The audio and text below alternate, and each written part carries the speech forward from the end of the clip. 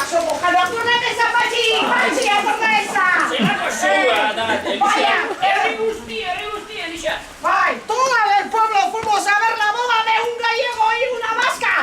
¡Todo el pueblo!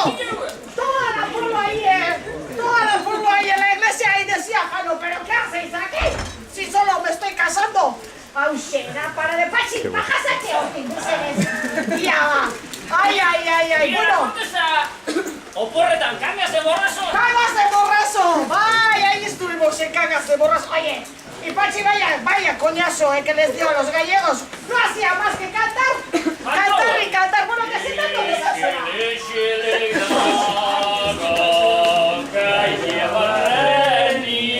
Bueno, Pachi, eso no interesa, que está lloviendo.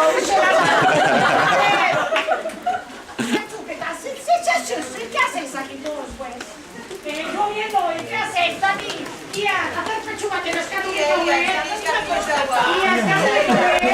una leche de ayuntamiento y nos queda un favor, o sea, paradero. Llover y no hace más que aquí en Galicia llover y llover. Se tanto les hace, ¿a qué habéis venido? ¡Bertzu! ¡Pachi! ¡Bertzu!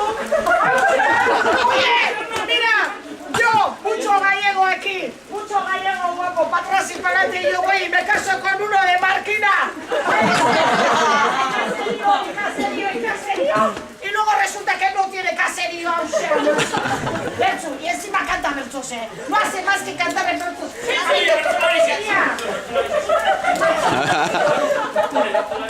Todo el día cantando Bertzu, o sea, cagas de borraso, ya te digo, pues vaya coñazo. Bertzu, eta zenati horrek. Irrintzi galego. Aturuxu! ¡Aturuxu!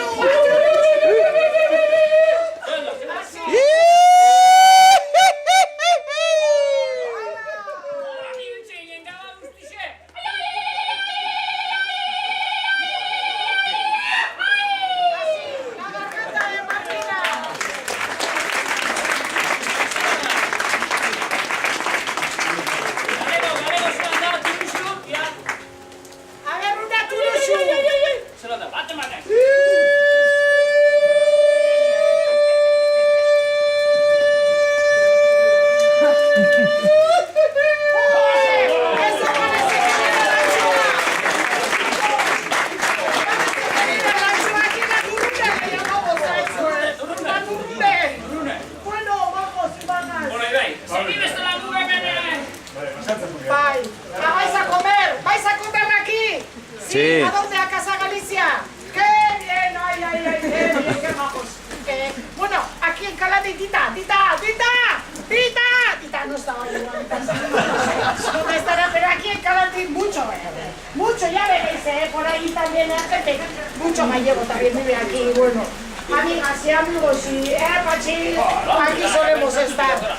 Bueno, pues, nada, que tengáis buen día, Eskerrik asko. Eskerrik Eskerrik asko. asko.